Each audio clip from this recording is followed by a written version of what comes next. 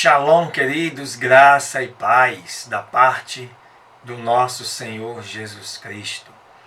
Estamos de volta, dando continuidade a mais um estudo e leitura da Palavra de Deus, especialmente para você que nos acompanha, está aí há mais de 30 dias, desde quando iniciou este projeto, para que possamos continuar avançando e concluir aquilo que já iniciamos. Amém? Vamos orar? Deus eterno e todo-poderoso, nós te agradecemos, meu Senhor, por este momento, por esta oportunidade de podermos estar estudando a Tua Palavra, conhecendo este que é o manual de Deus para as nossas vidas. Porque sabemos, meu Senhor, que tudo realmente que precisamos saber, entender e compreender está escrito na Tua Palavra. Revela-nos de maneira que possamos a cada dia mais crescermos e prosseguirmos em conhecer ao Senhor. Esse é o desejo do nosso coração neste dia. Em nome de Jesus, oramos agradecidos. Amém.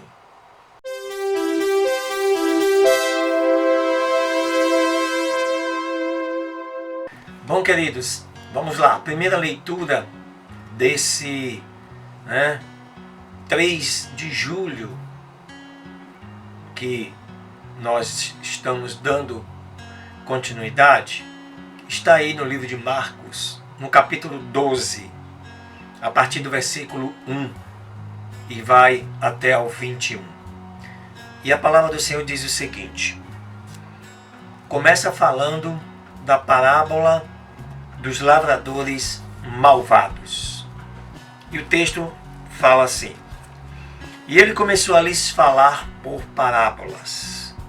Um homem plantou uma vinha, a cercou com cerca e cavou nela um lagar. Muito importante e interessante esta parábola. Esse lagar foi exatamente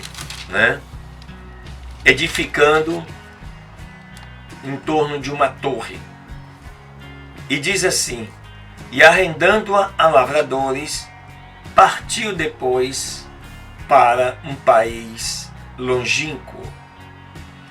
E ao tempo da colheita, ele então enviou um servo a estes lavradores, para que recebesse dos lavradores do fruto da sua vinha. Mas eles, apoderando-se dele, o feriram e lhe mandaram embora vazio. E voltou a lhes enviar outro servo, mas eles, lhe apedrejando, feriram-lhe na cabeça. E o mandaram também embora, tendo-o inclusive afrontado. E voltou a lhes enviar outro, e a este mataram. E a muitos outros, dos quais feriram alguns e mataram a outros. Tendo ele, pois, ainda seu filho amado, enviou também a estes, por último dizendo: terão reverência a este, pois este é o meu filho amado. Mas aqueles lavradores disseram entre si: este é o herdeiro. Venham, vamos matá-lo, e assim a herança será nossa. E prendendo-o, o mataram e o lançaram fora da vinha. O que fará, pois, o senhor da vinha? Ele virá, destruirá estes lavradores e dará sua vinha a outros. Ainda não tem lido esta escritura? Pois a pedra que rejeitaram os que edificavam veio a ser posta por cabeça da esquina. Isso foi feito pelo Senhor. É coisa maravilhosa aos nossos olhos. e procuravam assim prendê-lo, mas temiam a multidão, porque entendiam que dizia contra eles aquela parábola. Ele deixando, foram-se. Essa parábola ela se refere exatamente ao fato de Deus ter enviado profetas lá na antiguidade e todos eles, a maioria deles, serem mortos. Assim como a parábola da vinha dos lavradores maus se refere. Mas Deus enviou a Jesus, seu único filho, para que todo aquele que nele crê não pereça, mas tenha a vida eterna. É por isso que os fariseus, os saduceus, eles tinham interesse na morte de Jesus. E esta parábola explica muito bem essas razões. Seguindo, esse texto agora fala do tributo a César. Versículo 13 do capítulo 12, que diz o seguinte: E enviaram a ele alguns dos fariseus e dos herodianos, para que o surpreendessem em alguma de suas palavras. E vindo eles, disseram-lhe: Mestre, sabemos que és homem de verdade, e não te importas com pessoa alguma, porque tu não olhas a aparência dos homens, antes, com verdade, ensinas o caminho de Deus. É lícito pagar tributo a César ou não? Pagaremos ou não pagaremos? Então ele, como conhecia a hipocrisia deles, disse-lhes: Por que me tentais?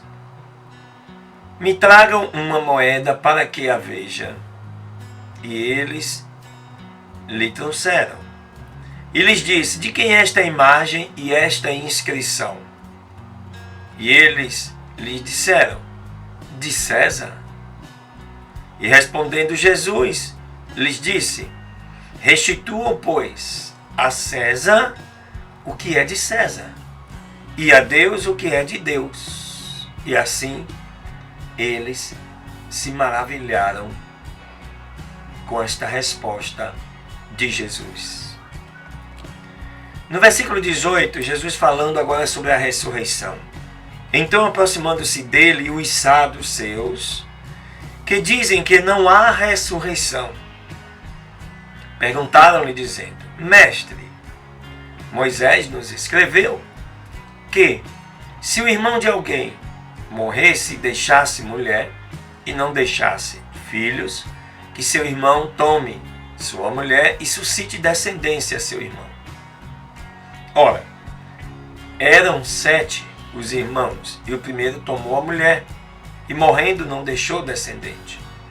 E tomou o segundo, e morreu, e nem aquele tampouco também deixou descendente.